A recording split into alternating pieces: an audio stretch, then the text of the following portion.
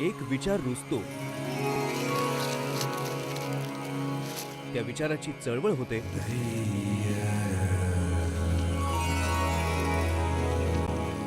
त्या चळवळीला मुळं धरतात, माणसाला माणसं जोडली जातात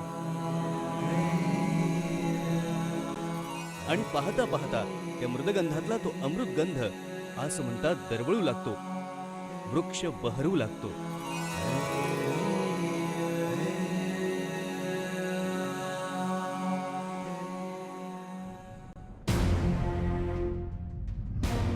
यशवंत सामाजिक प्रतिष्ठान, एका व्रतस्थ सेवायोगाचा हा बहर, निष्ठेनं आरंभिलेल्या अनेक सामाजिक कार्यांच्या फलश्रुतीचा हा बहर, एका तपाच्या वाटचालीनंतर नव्या अध्यायाच्या सुरुवातीचा हा बहर, हा बहर एका प्रामाणिक परंपरेचा, प्रामाणिक प्रेरणेचा, हा बहर समाजासाठी एकत्र आलेल्या प्रामाणिक तरुणाईचा.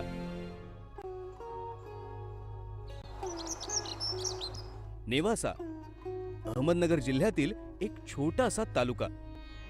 आता विश्वात्मके देवे ये भावार्थ दीपिका म्हणजे ज्ञानेश्वरीची ही जन्मभूमी. शोषावे ज्ञानेश्वरांनी विश्वाच्या कल्याणासाठी जिथे पसायदान मागितलं ती ही पुण्यभूमी.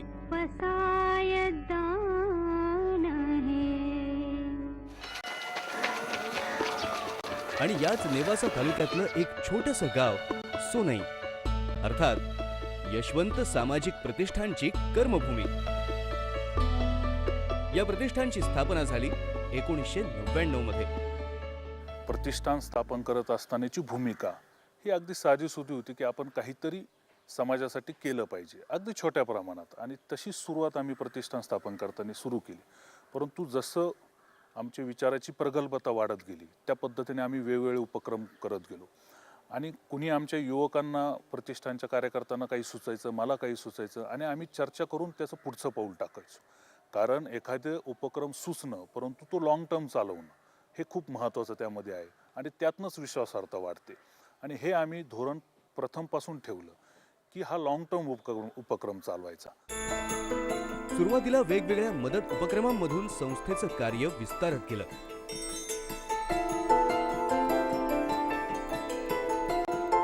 दारिद्र्यानं गांजलेल्यांना, वंचितांना शासकीय सेवा योजनांचा लाभ मिळवून देणं हे त्यातलं प्रमुख कार्य.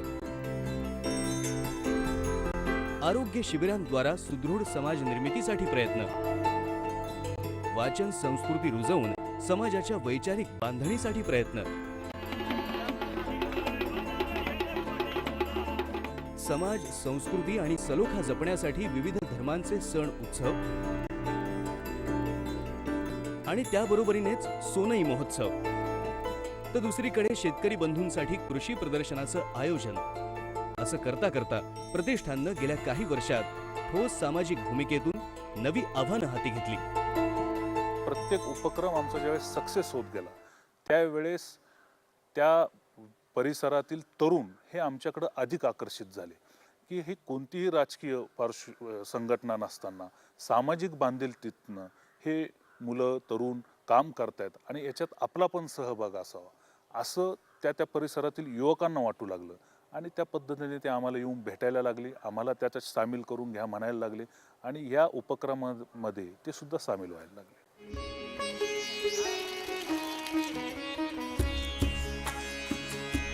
परिसराचा विकास घडवून आणायचा असेल तर तिथे आर्थिक, शैक्षणिक आणि वैचारिक सुबत्ता नांदावी लागते.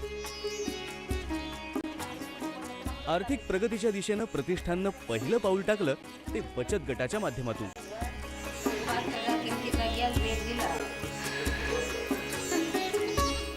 या महिलांपैकी कुणी शेतीला पूरक जोडधंदे टाकले,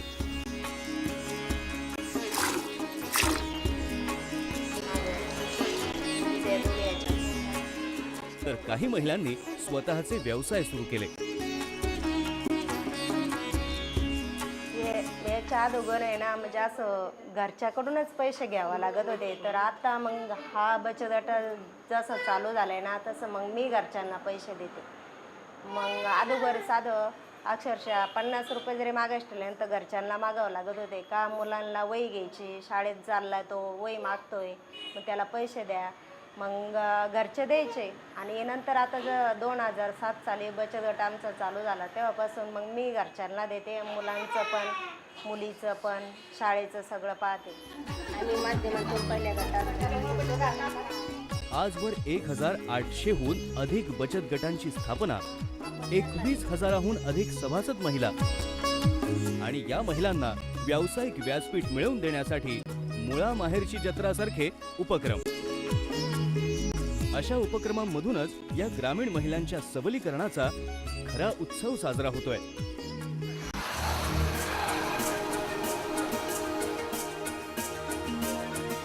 सोनई जवळचं मोरे चिंचोरे गाव म्हणजे तरुणाई समाजासाठी या प्रतिष्ठानच्या ब्रीदवाक्याचा वसा घेतलेल्या कार्यकर्त्यांचा एक आदर्श प्रयत्न. हे गाव प्रतिष्ठाननं दत्तक घेतलं. गावातली तरुणाई सक्रिय झाली आणि पाहता पाहता गावाचा चेहरा मोहरा पालटू लागला. यातील सर्वात महत्त्वाचं म्हणजे मुलींना 10वी पर्यंत शिक्षण गावातच मिळू लागलं. मोफत रुग्णालय आणि औषध पुरवठ्याची सोय झाली, त्यामुळे आरोग्याचा प्रश्न सुटला. पाझर तलाव, बंधारे यामुळे पाण्याचं योग्य नियोजन होऊ लागलं. जंगल संपदेच्या रक्षणासाठी वन्य प्राण्यांच्या पिण्याच्या पाण्याकडेही प्रतिष्ठाननं विशेषत्वानं लक्ष पुरवलं. रस्ते झाले, गावातील देवळाचाही जीर्णोद्धार झाला. तरुणांच्या वैचारिक जडणघडणीसाठी प्रबोधनपर सहलीचं आयोजन करण्यात आलं.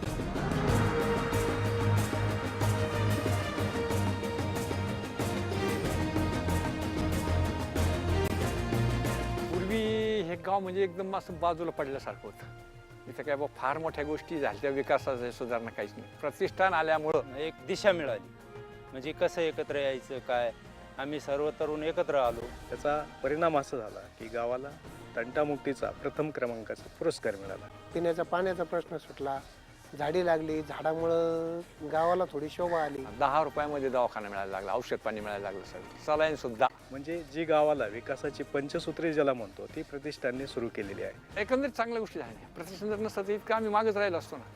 पहिले जे होतं एक 15 वर्षापूर्वी तसेच मागे गेलो असतो, आणखीन मागे गेलो असतो. गावासाठी प्रतिष्ठाननं हाती घेतलेल्या कार्याची यादी मोठी आहे, पण यादीपेक्षाही महत्वाची आहे ती त्या कार्यातली आत्मीयता आणि जिव्हाळा.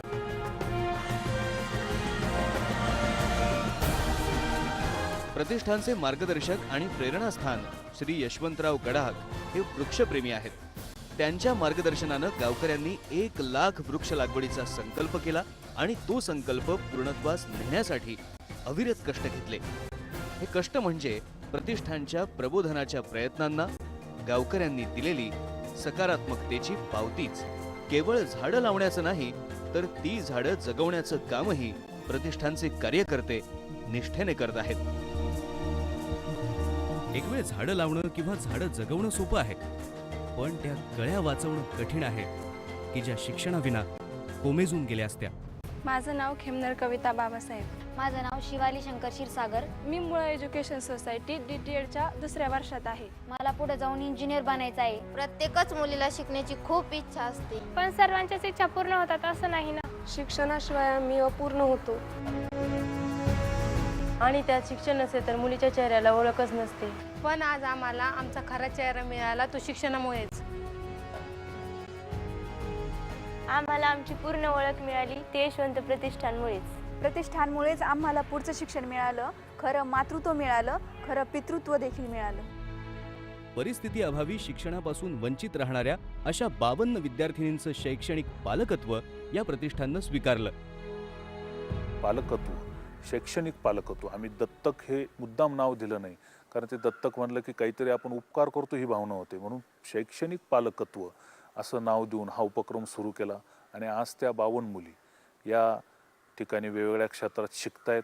आम्ही त्यांचं पूर्ण ग्रॅज्युएशनपर्यंत म्हणजे 10वी 11वीपासून तर ग्रॅज्युएशनपर्यंत, मग ते मेडिकलला जाऊ, इंजिनिअरिंगला जाऊ, वेगवेगळ्या क्षेत्रात जाऊ, त्यांची शिक्षणाची जबाबदारी घेतलेली आहे.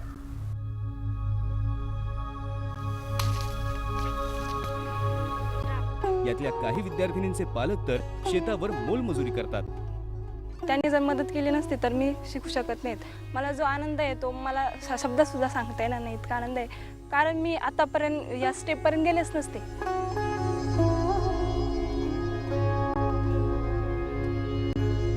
एखादी अशी असते की जिची आईच फक्त कमावती असते आणि वडिलांना सदैव आजारानं ग्रासलेलं. मी सांगू शकत नाही का माझं जर शिक्षण पूर्ण झालं ना, मी माझ्या शब्दात व्यक्त करू शकत नाही का मी किती खुश होईल म्हणून. तर एखादी कोणी अशी निघते की तिच्या आधाराची दोन्ही छत्रच हरपलेली आहेत. म्हणजे माझी आई ना, माझा भाऊ झाला तेव्हाच वारली 14 दिवसांनी, आणि माझे वडील आहे ना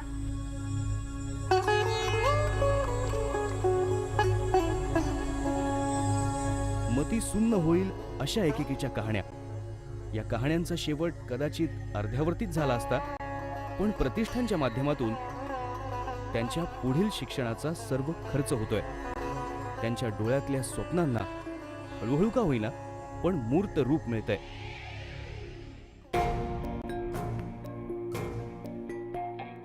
डोळे असतील तर निदान स्वप्न तरी पाहता येतात, पण डोळेच नसतील तर दिसत नसतं म्हणजे पूर्ण अंधारच राहतो.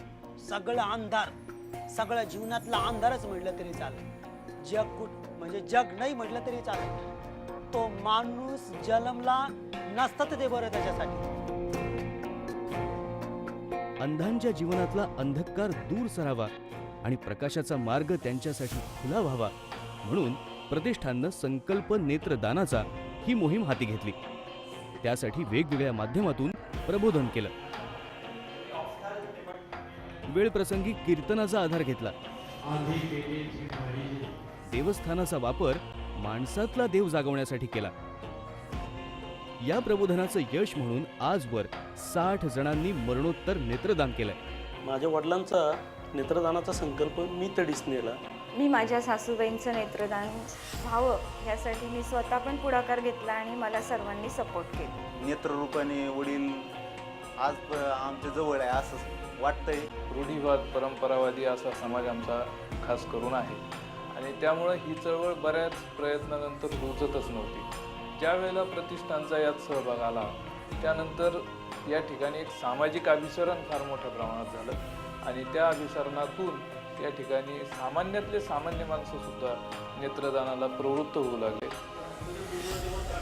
मरणोत्तर नेत्रदानासाठी 10,000 इच्छुकांचं संकल्पपत्र हे देखील या प्रयत्नांचीच एक विक्रमी फलश्रुती.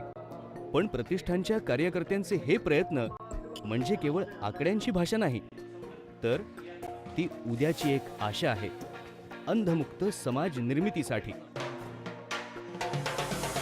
प्रतिष्ठानचा हा नेत्रदानाचा संकल्प आज नेवासातल्या खेड्यापाड्यात झिरपतोय आणि तो जिथे झिरपेल तिथे तो कुणातरी अंध व्यक्तीच्या आयुष्यात प्रकाशाची फुलं उगवून आणेल हे नक्की. अशी चर्चा केली जाते की पुढच्या 30-40 वर्षात भारत हा महासत्ता बनणार आहे आणि ते महासत्ता होत असताना त्यावेळची लोकसंख्या त्याच्या 60 ते 70 लोकसंख्या ही युवकांची असणार आहे. आणि अशा युवकांनी त्या परिसरामध्ये त्या आपल्या विभागामध्ये अशा छोट्या कार्यक्रमातनं अशा सामाजिक कार्यक्रमातनं जर आपल्या परिसरामध्ये काम केलं तर पुढच्या होणाऱ्या भारताच्या महासत्तेमध्ये युवकांचा मोठा हा सहभाग असणार आहे. आणि तोच धागा पकडून आम्ही सर्व युवक प्रतिष्ठानचे आमच्या परिसरामध्ये त्या पद्धतीनं खारीचा का होईना वाटा या समाजकारणामध्ये या परिसरामध्ये मानसिकता बदलण्याच्या दृष्टीनं काम करत आहोत आणि त्या पद्धतीने काम करणार आहोत. प्रतिष्ठानचं कार्यक्षेत्र सध्या छोटं असेल पण दृष्टिकोन मोठा आहे. आवाका आज मर्यादित असेल पण प्रयत्न प्रामाणिक आहेत. नाव कदाचित लहान असेल पण त्या नावाशी जोडलेल्या प्रत्येकाला सुखी करण्याचा अट्टहास आभाळा एवढा आहे हे महत्वाचं. कारण हा अट्टहास तरुणाईचा आहे. ती तरुणाई जी एकत्र आली आहे समाजासाठी.